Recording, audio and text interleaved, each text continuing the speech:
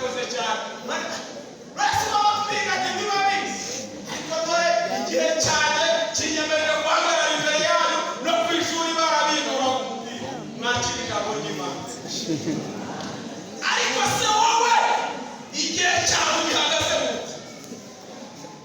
Uyu mugore yamenye igihe cyo kuvomera kuko abagore bari kumuhitana. Wowe niba uri mu gihe cyo kwanga menya uko witwara, niba uri mu gihe cyo gukundwa menya uko witwara, kuko iyi si turi hari igihe cyo gukomerwa amashyi n'igihe cyo kuririmba, hari igihe cyo kuvugwa no gucuranga, hari igihe cyo kukwita umurozi utaroba, hari igihe cyo kuvuga ko umugome utari umugome, hari igihe cyo kuvuga ko gusendukiyeho kandi utari gusenga. Haleluya. Amen.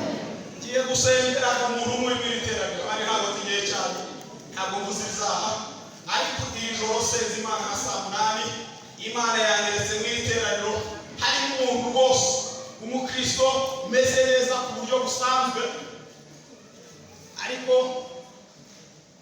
abadayimoni baramusanga bakamuha ijoro ryose.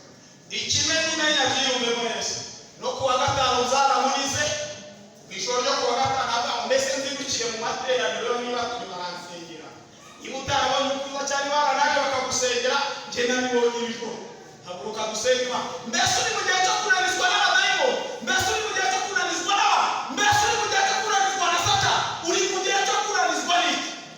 Haguruka gusenga Imana bagufungura hamwe n'ibikunaniza byose.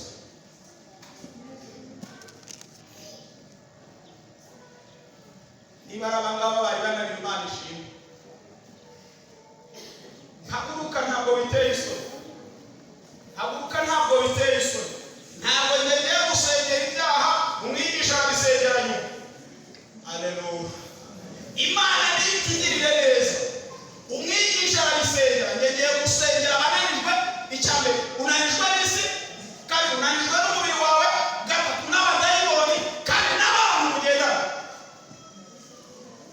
Mana mu izina rya Yesu Kristo uri Imana ishobora byose uri abubasha uri Alfa na Omega itangiriro n'iherezo uri Imana y'agakiza kacu ubuhungiro kandi ubwugamo tunanije imbaraga zose za Satani n'abadayimoni mu izina rya Yesu senda ibitambiro umwuka w'Imana